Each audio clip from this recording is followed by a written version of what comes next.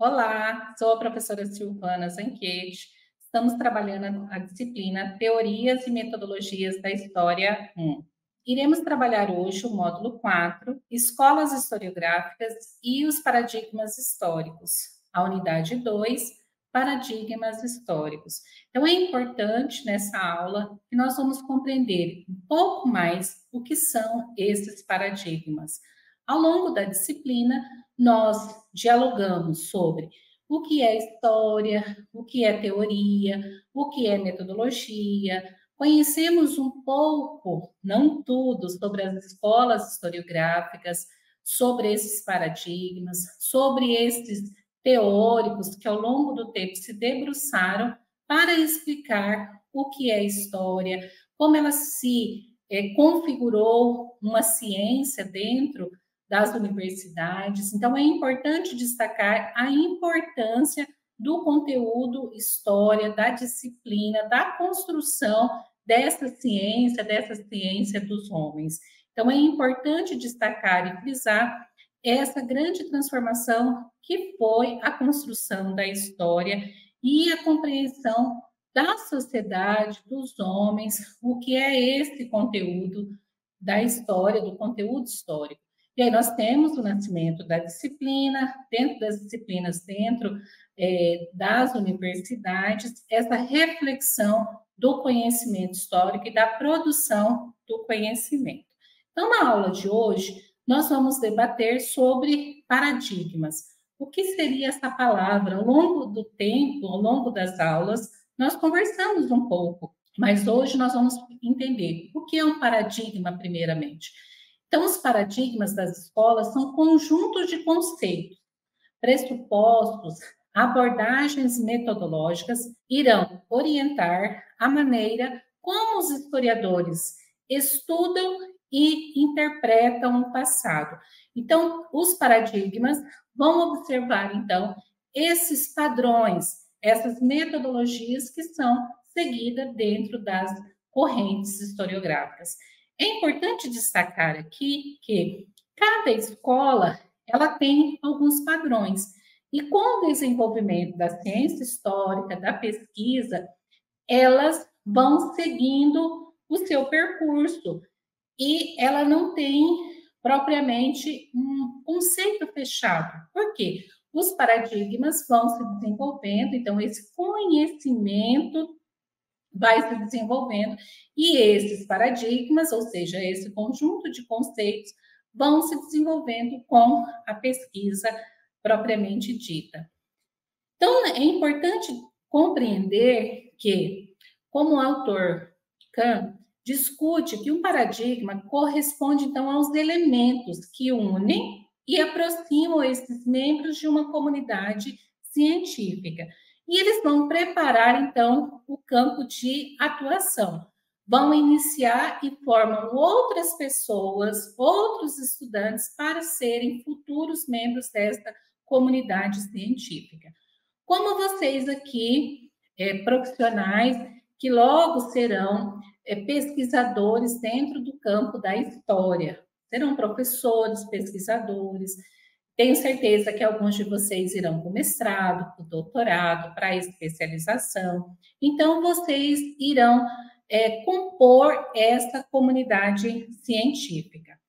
Portanto, os paradigmas, então, são compostos de realizações científicas e elas precisam ser também reconhecidas universalmente para legitimar, então, a ciência, nesse caso, ciência histórica. E ela é feita com conhecimento elaborado por um determinado grupo ou nicho, campo de pesquisa. Ou seja, vou dar um exemplo.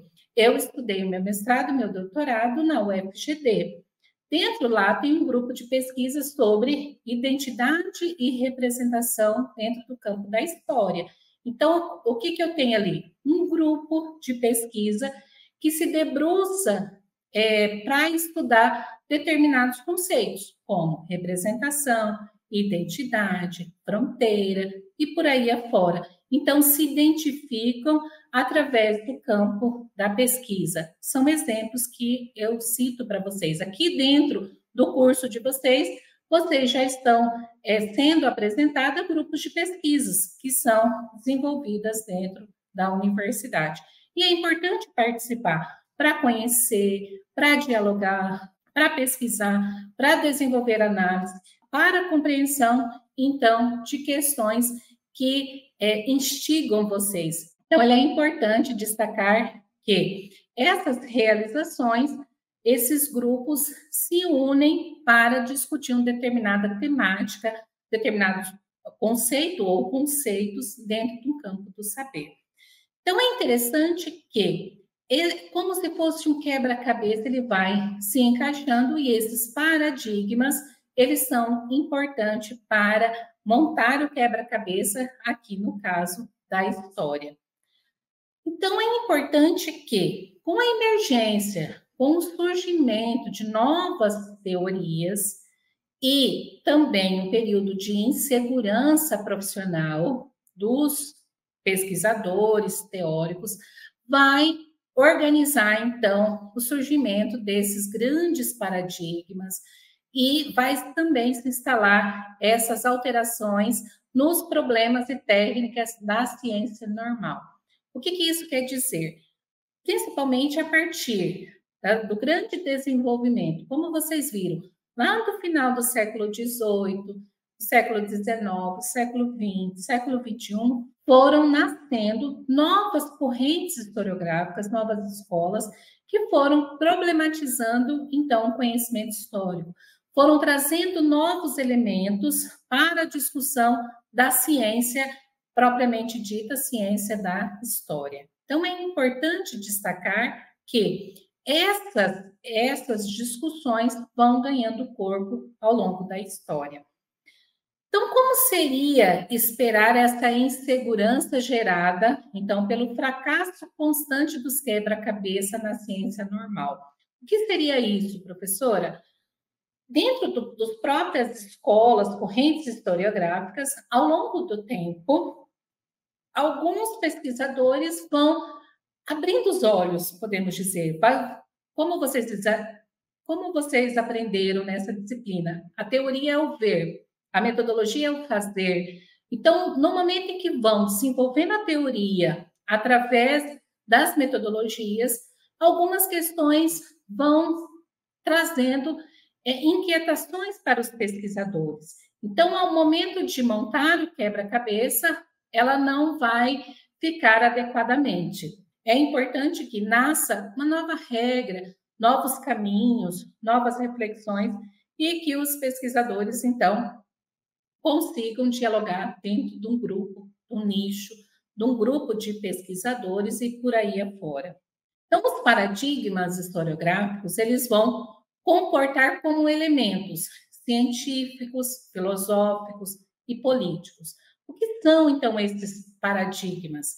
Eles são lentes através das quais o historiador vai ler esse passado. O pesquisador, ele nunca vai enxergar esse passado tal como ele aconteceu, fechado, mas em conformidade com as lentes utilizadas. Como exemplo, se eu coloco lá a lente do positivismo, eu vou analisar a partir desse olhar positivista, enquanto uma pesquisadora dentro do campo positivista. Se eu vou utilizar a lente lá do marxismo, é isso que o pesquisador vai nos mostrar, que esse paradigma vai utilizar essas lentes. Como eu vou desenvolver a minha pesquisa a partir, então, de uma corrente historiográfica. Se eu estou com a minha lente no positivismo, mas eu resolvo mudar esse meu olhar, vai mudar, então, essa relação do passado. Vai mudar a cor, o formato, o odor e outras questões vão aparecer ao longo da história. Então, essa comparação feita como uma lente é para vocês entenderem, então, a importância dos paradigmas dentro do conhecimento e da pesquisa histórica, da produção desse conhecimento. Então, o paradigma, ele vai se comportar como metodologias e instrumentos. Podemos colocar também ferramentas. E é o norte teórico e prático de uma ciência. É ele que vai nos mostrar que como que A minha pesquisa precisa ser desenvolvida a partir de uma ferramenta, de um estudo. É importante destacar de como o historiador vai utilizar para desenvolver a pesquisa. Então, fazer ciência é embeber-se de determinado paradigma, ou seja, ele vai utilizar as ferramentas, vai utilizar as metodologias dentro de um campo do saber, dentro de uma escola, dentro de uma corrente historiográfica. É o olhar e manipular a realidade usando determinada lente. Aprender uma ciência é converter, então, esse olhar, é domesticar a mente e a sensibilidade.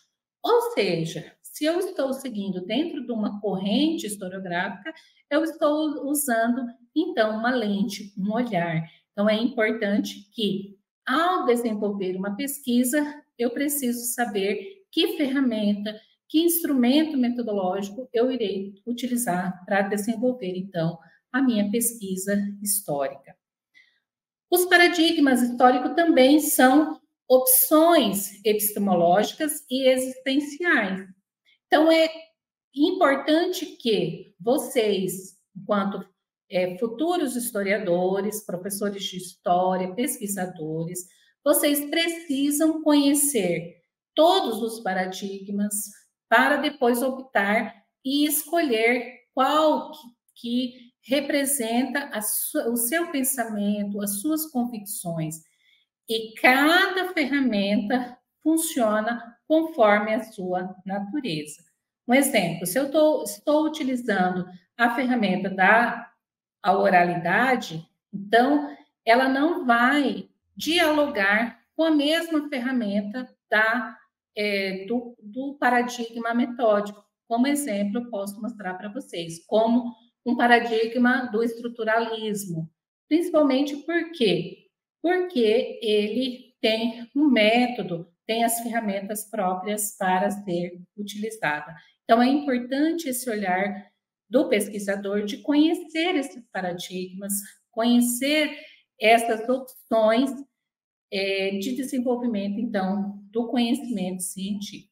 Portanto, para vocês compreenderem, os paradigmas, então, são ferramentas intelectuais, instrumentos de trabalho mental e técnico do pesquisador em história.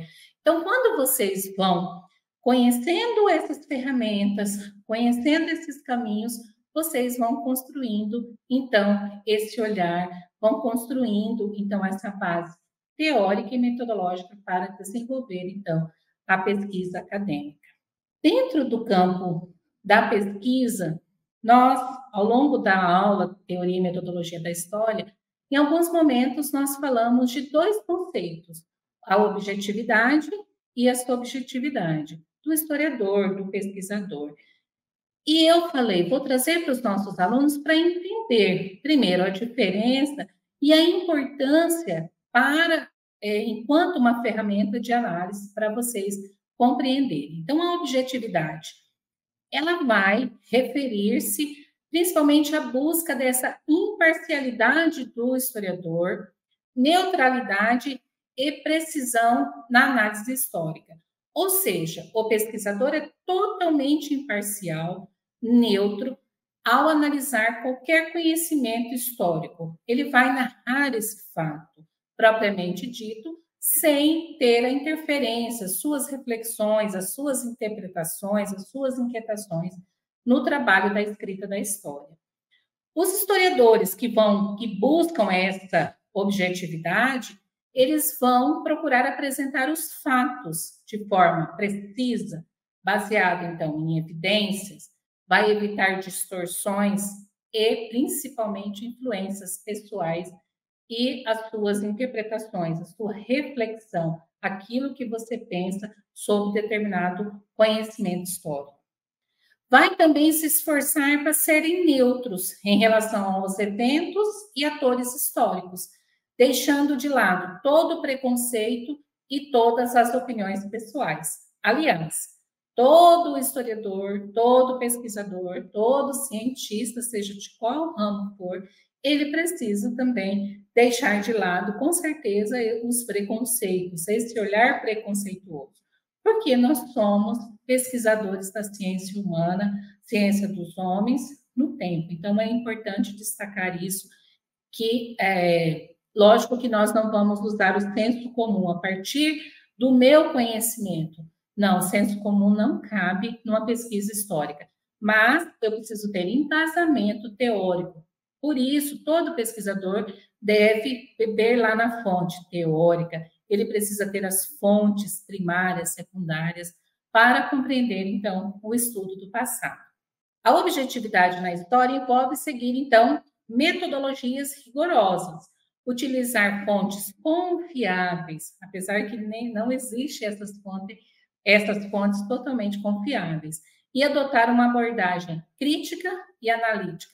Aí vocês me perguntam, por que, professora, nem todas as fontes são confiáveis? Porque elas podem ter sido manipuladas pelo homem, pelo governo, pelo determinado grupo que não quer compartilhar perante a sociedade as suas verdades, os seus costumes, independente de qual ramo for da pesquisa.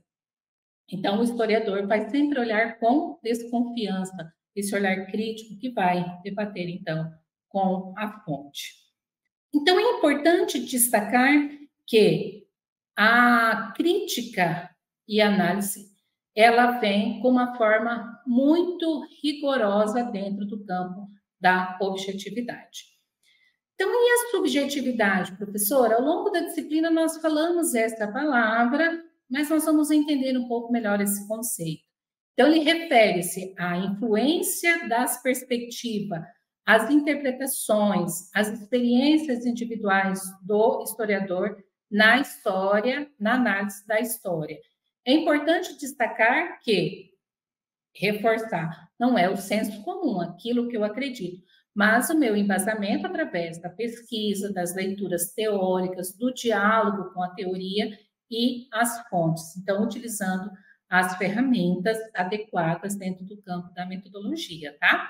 Os historiadores reconhecem que suas próprias visões de mundo, valores, crenças e experiências pessoais podem influenciar sua interpretação dos eventos históricos. Então, o historiador ele é participativo no processo de construção do conhecimento histórico. Então, a subjetividade na história ela vai reconhecer que não existe uma única versão objetiva da história, mas sim múltiplas interpretações que podem variar de acordo com o ponto de vista do historiador. Nós estamos aqui, vamos pensar um grupo de 20 pessoas resolvem pesquisar a história das mulheres dentro de uma fábrica.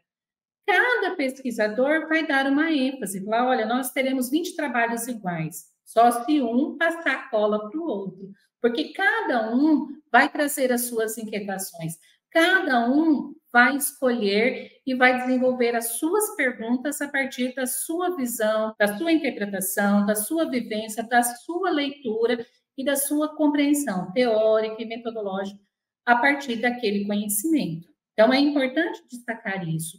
E sem contar que cada pessoa tem os elementos, né, o sentido da sua escrita. Cada escrita tem um sentido. E quando nós lemos os trabalhos, nós também estamos vendo o escritor, aquele que escreveu. A subjetividade, então, ela pode se manifestar na escolha das fontes, na ênfase dada a certos aspectos da história, na interpretação, então, dos eventos como um todo. Então, nós vamos pensar esta objetividade versus subjetividade. Enquanto a objetividade ela vai buscar essa abordagem neutra, baseada nas evidências, a subjetividade vai reconhecer, então, essa influência das perspectivas tanto individuais do historiador, na interpretação do passado. Ambos os conceitos, então, eles são importantes na prática histórica, tanto a objetividade como a subjetividade. E aí, o que é importante para vocês enquanto pesquisadores? É ter esse equilíbrio entre a objetividade e a subjetividade. Se eu colocar todo o meu olhar a partir do meu conhecimento, as minhas experiências, e não seguir propriamente dito um equilíbrio, eu posso não desenvolver uma análise crítica, eu não posso desenvolver uma pesquisa importantes e significativas para o conhecimento histórico. Então, vamos conhecer alguns paradigmas. O positivismo e o empirismo. Então, esse método indutivo, ele é conhecimento obtido com base nos fatos da experiência vivida no mundo, ou seja, é o empirismo. Ele tem como finalidade alcançar, então, esse formalismo lógico, matemático e aplicação prática dos conhecimentos obtidos. Então, a partir dessa vivência empírica, dessa vivência observada do mundo real e através de um desenvolvimento, então, de uma pesquisa organizada, vamos pensar lá, planejada dentro de uma aplicação prática de todo o conhecimento histórico a partir, então, do método positivo. Tivemos representante importante que desenvolve, que tem escritos que vocês podem conhecer e aprofundar melhor, como Francisco Bacon, Thomas Hobbes, John Locke, Hamlet, Auguste Comte, são pesquisadores que analisam essas relações do método indutivo, para vocês conhecerem um pouco mais desse positivismo, desse paradigma, conhecido também como paradigma tradicional. Ele vai se caracterizar pela ênfase na narrativa histórica, centrada em eventos, datas, personalidades. A história, então, ela é vista como uma sucessão de fatos e acontecimentos importantes. Muitas vezes ele vai valorizar, enfatizar a história política e militar. Então, este modelo tenta dar continuidade e estabilidade da história ao longo do tempo, desses grandes feitos, desses grandes heróis, chamada também de história dos grandes, né? Nós temos também o funcionalismo e a razão, o método dedutivo, dotada de uma unidade funcional e coerente interna, que seria o quê? Os elementos culturais representam, então, a ligação de necessidade entre o grupo humano e o meio físico. Então, essa necessidade biológica com os imperativos culturais. Então, parte-se de uma teoria geral, que analisa a teoria como um todo, para explicar um caso particular. Então, o que acontece? Dentro de René Descartes, ele vai pensar muito nessas questões dessa relação do homem e esse meio físico. O que esse meio físico influencia na vida desses grupos culturais? Se a gente pensar na questão da religiosidade, de relações culturais, então ele vai organizar essas relações. Então vocês também podem conhecer a partir então desses representantes um pouco mais sobre esse método que é utilizado dentro do campo da história. Então, o funcionalismo, esse método, enquanto um paradigma, ele vai focar na análise das instituições sociais, políticas, com base, então, nessa função ou papel dentro da sociedade. Então, os historiadores estão interessados nas instituições e como elas contribuem para a estabilidade social e para a manutenção da ordem. Então, vamos pensar aqui um exemplo. Como que a Igreja Católica ela consegue, através da religiosidade enquanto da instituição, e a igreja, o catolicismo, consegue organizar, então, para ter esta estabilidade social e manter a ordem dentro desse grupo, dessa sociedade, comunidade, por aí fora. Para vocês compreenderem, então, a organização desse paradigma. Nós temos também o materialismo histórico, que é o método dialético. Considera as relações concretas e materiais como suficientes para explicar os fenômenos mentais, sociais e históricos. Essas relações entre luta de classes, nós temos de um lado o proletariado, do outro lado nós temos os donos dos meios de produção. Então, essa relação conflituosa vai explicar o conhecimento histórico a partir dessa relação. Então, nós temos Karl Marx, Friedrich Engels, que desenvolvem pesquisas como essa, conceitos teóricos propriamente dito. Então, é importante conhecer cada paradigma, cada corrente, para compreender, então, essas relações. Então, ela é inspirada no pensamento de Karl Marx, que vai enfatizar as relações sociais, econômicas e de classe como motores para a escrita da história. Então, é esse movimento que pode transformar ou permanecer a história. A história é tida como uma luta de classe, onde os conflitos entre diferentes grupos sociais vão determinar, então, o curso dos acontecimentos. O foco do paradigma marxista, então, vai recair sobre a análise das estruturas econômicas, aquilo que está estruturado, e da ideologia, do que pensam esses dominantes em diferentes períodos históricos e momentos históricos, tá? Então, é um paradigma importante que vai se desenvolver na reflexão desses grupos, tá? Dentro da história. Então, esse estruturalismo, então ele vai ser esse método sistêmico que vai analisar essas estruturas estabelecidas já. E aí vai analisar-se com os aspectos quantitativos dos fenômenos e essas inter-relações com o objeto que a compõe. Ou seja, essas estruturas vão buscar, vão pressupor as múltiplas relações e conexões com a parte do fenômeno.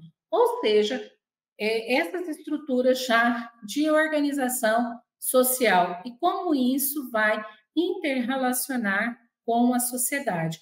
Então, nós temos os representantes, são Cláudio Lévi-Strauss, Jacques Lacan. Então, são importantes representantes que analisam como essas estruturas intervêm, então, no conhecimento, na produção das estruturas sociais e como isso é construído ao longo da história. Os historiadores estruturalistas, portanto, eles procuram identificar padrões e regularidades na história. E é importante que eles vão moldar esses eventos históricos, então, focando nas relações sociais, econômicas e políticas ao longo da história. Então, eles vão buscar esses padrões que foram organizados e regulados dentro da história. Nós temos um paradigma também chamado pós-modernismo. Seria isso?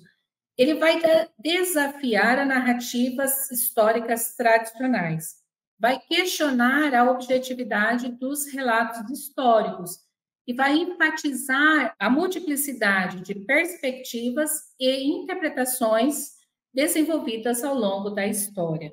Então, os historiadores pós-modernos, eles estão interessados no quê? Na desconstrução dessas narrativas dominantes ao longo da história e vão observar, focar na análise do poder das representações históricas. Então, toda essa construção narrativa que foi construída ao longo do tempo. Então, eles vão analisar, será que era isso mesmo que acontecia dentro das fábricas? Então, vamos observar o discurso, a análise, os documentos, as evidências desta análise do poder dos dominadores em relação aos dominados, vice-versa. Então, ele é importante para observar essa desconstrução dessas narrativas já consolidadas, já determinadas. Então, olha, vamos analisar como isso se deu ao longo da história. E o paradigma da nova história, também conhecida como nova história ou nova história social. Este paradigma ele vai surgir lá no século XX e vai propor uma abordagem mais ampla, inclusiva da história. Ela vai buscar dar voz aos grupos marginalizados, entender a história a partir das múltiplas perspectivas, vai incluir outros conceitos, gênero, etnia, religião, cultura e por aí afora. Então, ele vai trazer uma outra questão bem embasado, principalmente nas questões também da vida comum, do cotidiano, a história do cotidiano, a história das mentalidades, para uma abordagem científica. Então, a nova história, ela critica a ênfase excessiva nos grandes eventos, das grandes personalidades, e vão buscar entender o cotidiano das pessoas, pessoas comuns, trabalhadores, e as suas experiências históricas do dia a dia. Então, é importante destacar que esses paradigmas foram construídos ao longo da história, e é importante destacar que elas vão se encontrando. Cada paradigma vai se moldar dentro de grupos e correntes históricas. E aí vocês podem me perguntar, professora, toda corrente marxista, todos os marxistas pensam da mesma maneira, estudam esse passado da mesma maneira? É importante destacar que dentro do paradigma, de cada paradigma, elas vão se desenvolvendo ao longo do tempo com as pesquisas históricas.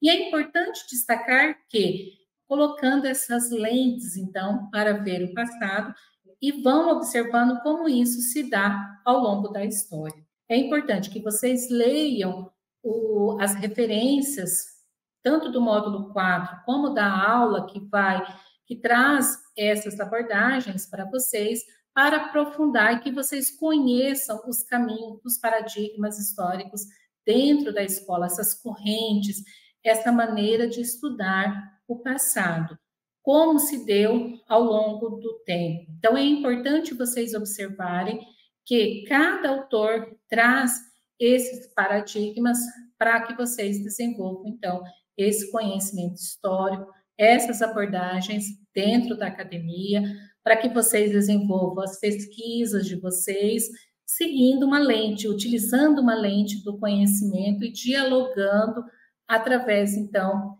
da questão do equilíbrio, lembrando da objetividade, da subjetividade do historiador, observando, então, os caminhos dos teóricos que passaram ao longo da história.